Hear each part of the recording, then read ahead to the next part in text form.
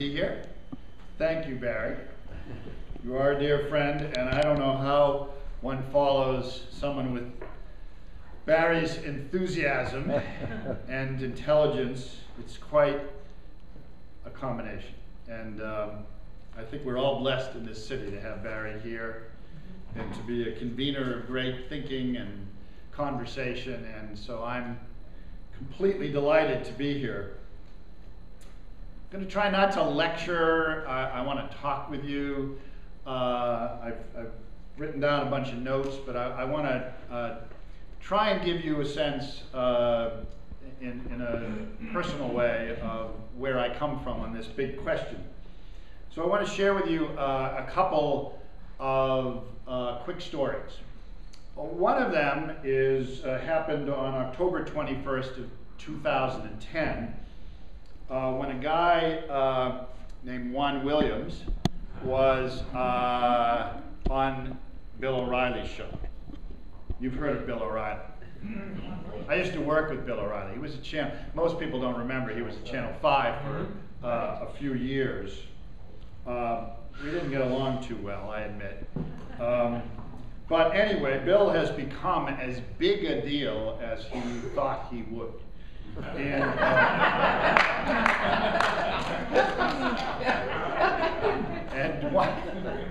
So Juan made some statement to Bill, as you all remember, that he was nervous when he saw someone dressed in Muslim garb on an airplane. And this turned into quite a sensational statement and ultimately led to NPR firing Juan Williams. But that's not really the end of it by a long shot. What happened after that is that Ellen Weiss, who was the long-term news head of NPR, was fired for the way she handled that fire. So that was October 21st, 2010, so just a little over a year ago. Seems like it was further than that. And then we jumped to March 9th of 2011, when a guy, two people representing an organization called Project Veritas, working for a gentleman named James O'Keefe, engaged in a sting operation where they videotaped a luncheon with a guy named Ron Schiller, who was the head of development for National Public Radio, and managed in the course of that conversation to suggest to him that they were representing a Muslim organization and that they wanted to give NPR $5 million. And he said, boy, that sounds great. We'd love $5 million from you. He also said a whole bunch of other things that were apparently appeared to be very sympathetic to extremist Muslim viewpoints. Well, in both cases, in this case, this blew up on the internet in a highly charged and highly questionably edited piece of video, and that resulted that within 24 hours of that appearing on the internet, Vivian Schiller, who was the CEO of National Public Radio, was fired. So in the course of a very short period of time, really, the two highest ranking women in all of National Public Radio were fired. And I contend tonight to you that whether you think that was a good decision or a bad decision on the part of NPR to fire Juan Williams or to fire Ellen Weiss or to fire Vivian Schiller, that probably none of it would have happened if NPR did not receive public funds, federal funds. So this is a very, very interesting topic, and I admit to you that I am actually a kind of reluctant warrior in the battle to keep federal funding for public media. I subscribe, I think, to a belief in the virtues of ambivalence in general, which, frankly, I wish that more people nowadays did. And if anybody wants to add a chapter to my book on the virtues of ambivalence, I would welcome that. But here I am running one of the largest public radio stations in America, and one that I have only been at for a little over 11 months, so I'm kind of a newcomer. But I am so thrilled to be there. I cannot tell you what a joy it is to work at WBUR.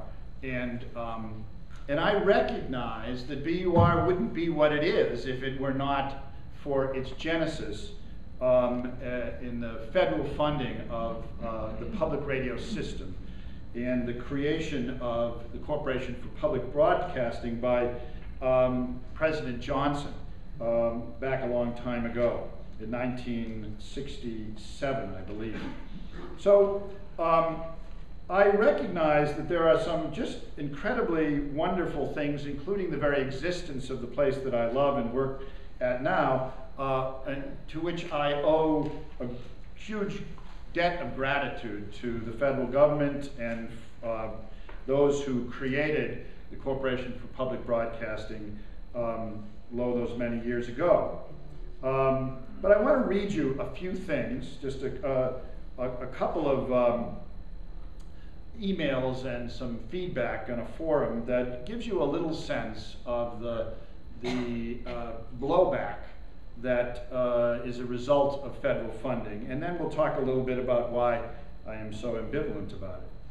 So here's a few samples. One says, well, I suppose if the government cuts out funding for NPR, they can afford a couple more drones for Afghanistan. I think I know our priorities. Another one says, I feel as if I live in some alternative universe when I read all these ludicrous comments describing NPR as objective and fair-minded. NPR is neither objective nor fair-minded. It is the unashamed voice of the progressive wing of the Democratic Party. Another one says, I agree. I used to listen to NPR quite often, but started to object when they started to lean so far to the left. Another one says, I disagree. So you can see this little chain here. I disagree. They simply don't deliver the news in a polarizing fashion. During the gubernatorial debates, they had both Republican and Democratic analysts talking respectfully about the issues. They disagreed, but in a way in which you learn more about how both parties frame the issues. Thank you, WBUR.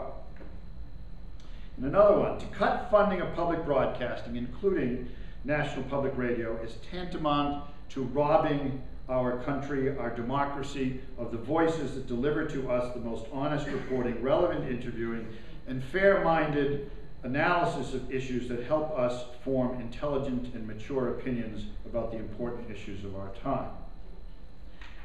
And then another one, over the past decade, public broadcast funding has already been cut to the bone. The rationale is that we must cut spending.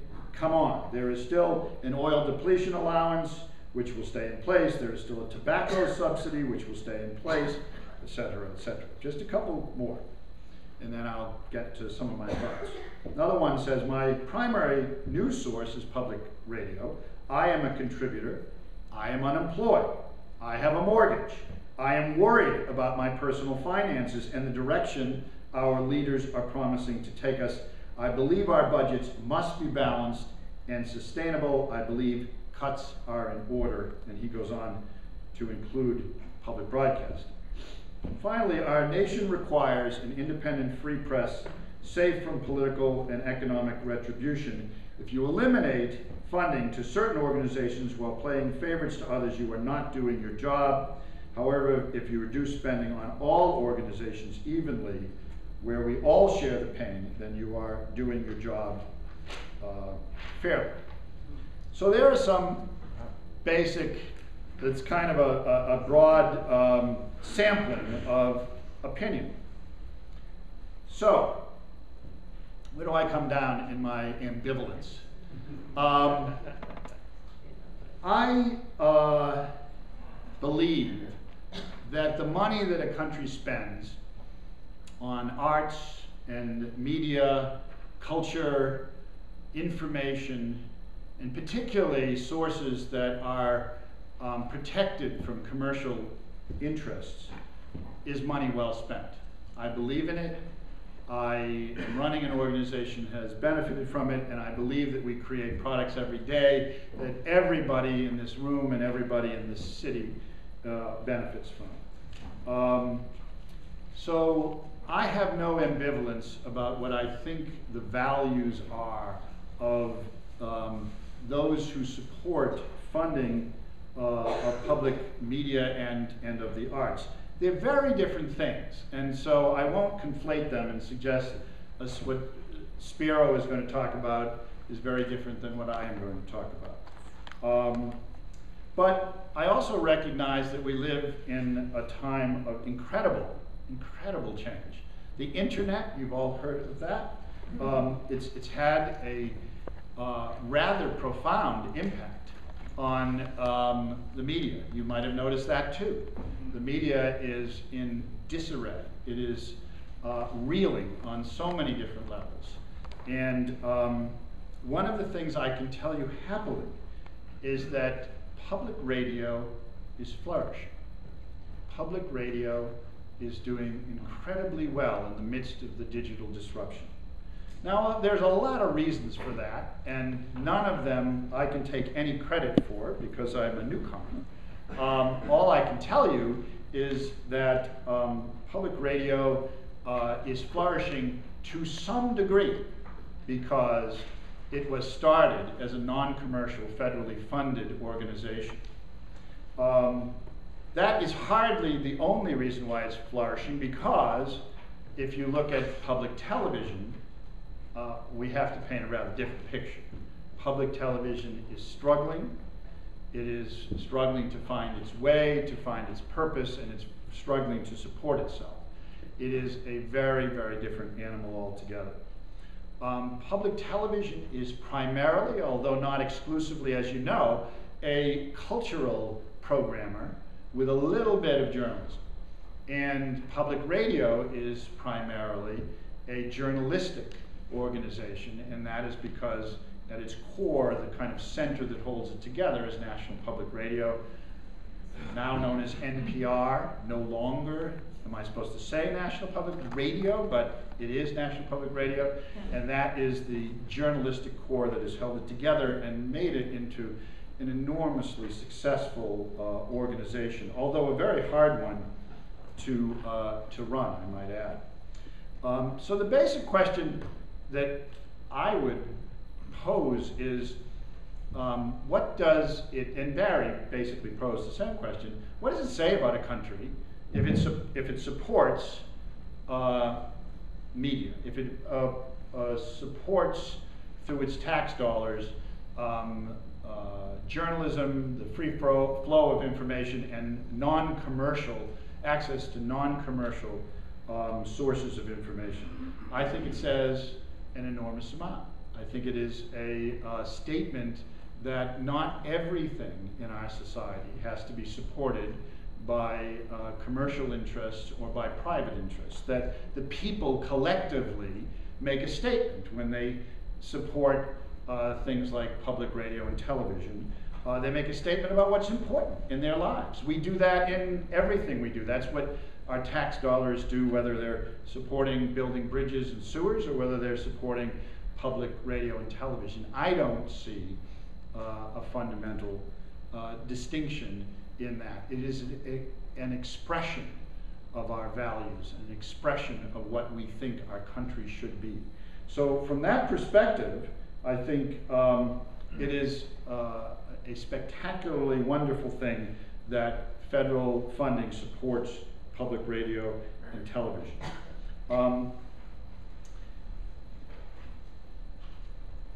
I think it's also true that if public money is defunded, as our former Governor Mitt Romney has suggested in his most recent economic plan, I think that says something else about who the country is and who we are as people.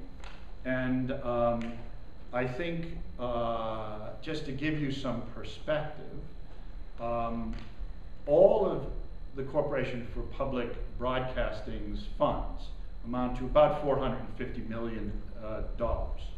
That's not billion, that's $million.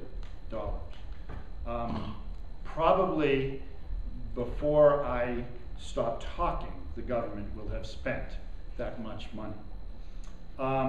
So those who profess that we have to cut everything, including public media, because we are in a crisis, not to get into the battle over whether our debt and deficit are the crucial battleground of the moment. This is, to be fair, not even a rounding off figure. Its impact so far outweighs the size of the federal subsidy that it is rather shocking. Out of that, $90 million goes to public radio, and the remainder, 75%, goes to public television.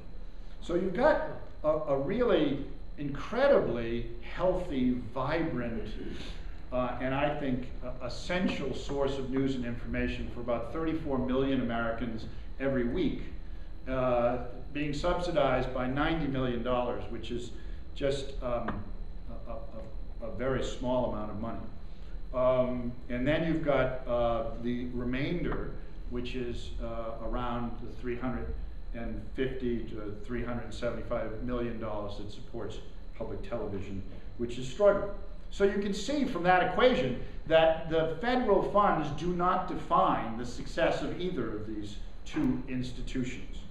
But they do some important things. So let's look at WBUR. WBUR is about a $23 million a year operation, which makes it probably around the third or fourth largest public radio station in America.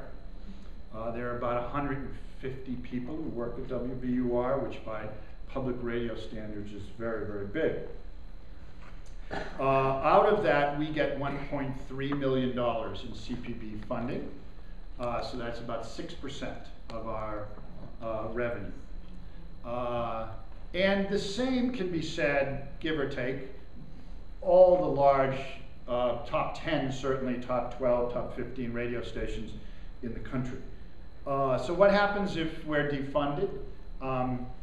I think I would probably go on the air along with Tom Ashbrook and Robin Young and Click and Clack and whoever else we can pull into the room, and we'd say, wow, look at what just happened. Please help us, support us. And I think we probably would raise that money in a day. So now that may be wishful thinking, but so you might turn around and say, well, then why argue for this? It's not that much money. And I argue for it for a couple of reasons, but I am also ambivalent for a couple of reasons. One is that on the ambivalent side, on the negative side, I believe that journalistic organizations should not be taking money from those who we are charged with watching over, our watchdog responsibilities. And there's nothing that is more important for all of us than to watch our government and to be independent of any influences from the government as we carefully scrutinize what it does and try to dig behind the scenes and find out its secrets. So there is a fundamental and completely uncontestable conflict of interest when we take money from the government. The same can be said of the BBC, for instance. The BBC is the largest journalistic organization in the world. They are moving into a new facility in London next year that is costing them £1 billion to build. I had the person who runs documentaries for the BBC visiting at WBUR last week, and we were sitting around talking. He told me they do 150 documentaries a year. It's 3 a week. I mean, it is so astonishing, the size of this institution and what its impact is outside of Great Britain. You know, those of you who listen, that we carry some of the BBC, which, by the way, government funded or not, they do not give us for free. We pay that. We pay for that.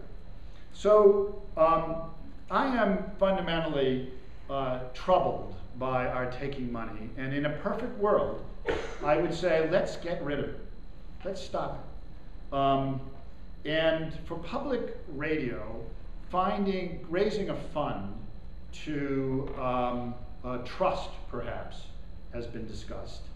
To throw off $90 to $100 million a year is not an impossible task. We would have to raise a couple of $1 billion over some period of time to sustain public radio.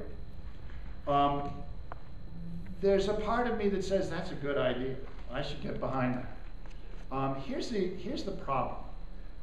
The top 25 stations, let's say, like WBUR, will be fine without federal funding. There are about 270 public radio station organizations that run almost 900 different radio stations in America. Many of them are so small you just can't believe how small they are. I mean, they operate out of closets. They operate in, back rooms of buildings that look like garages. Many of them are small. Many of them are modest size. They have small staffs. They do a little bit of reporting.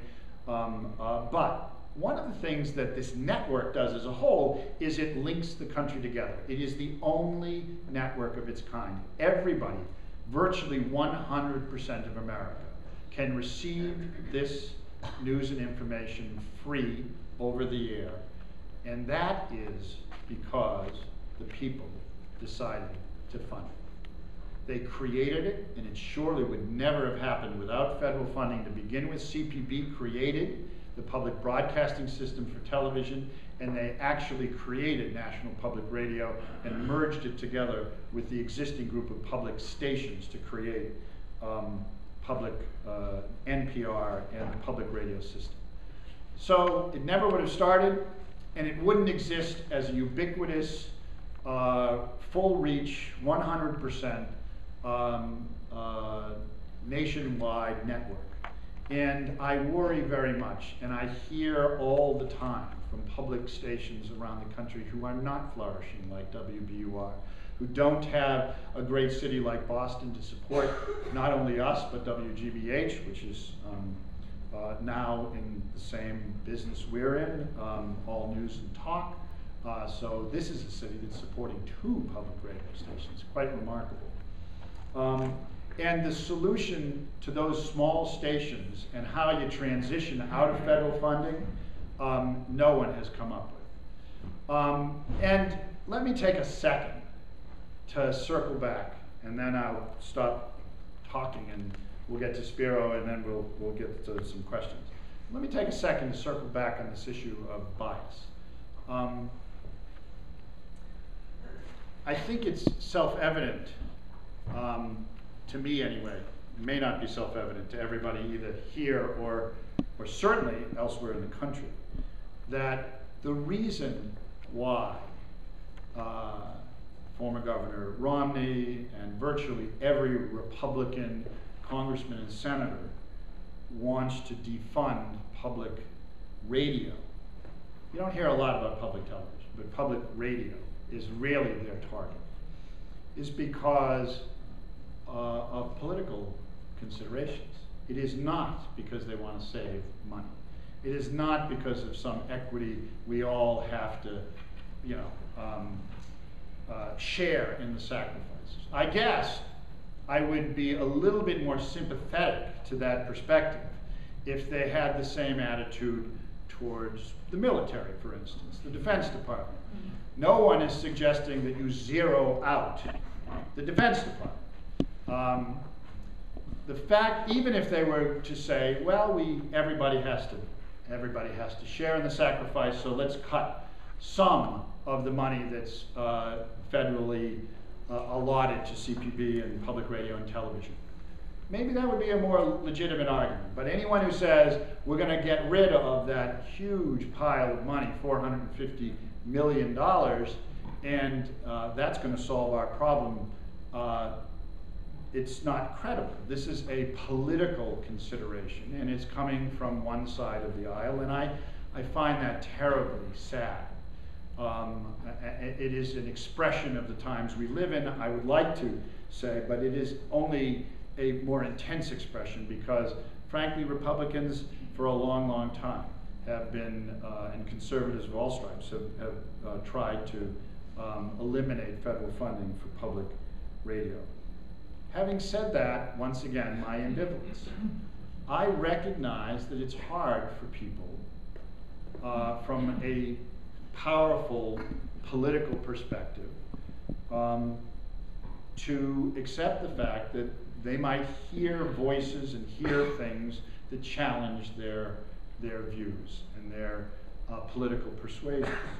And they can turn around and then say, I don't want my money supporting that.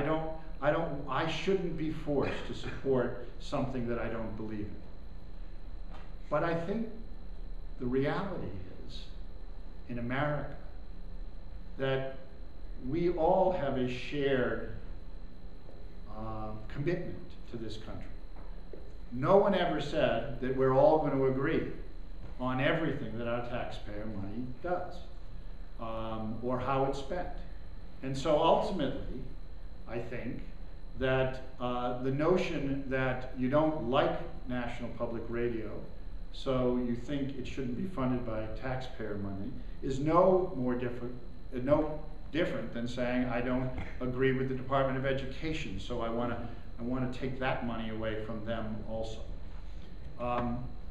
We have a shared experience in America. I think that National Public Radio and television itself, public television, plays an important role in this society. And while I am ultimately ambivalent about the pros and cons, and I can see a time perhaps in the future in which federal funds will not support public radio and television, on a principled basis, I come down ultimately believing that we are better for making the statement, as modest as it is, that federal funding is important for public radio and television.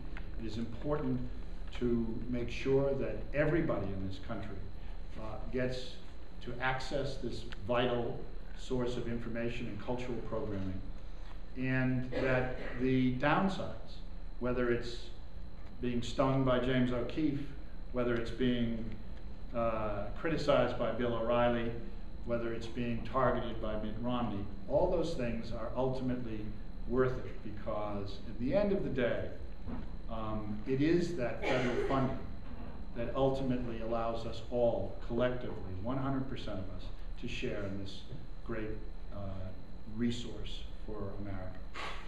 Thanks a lot.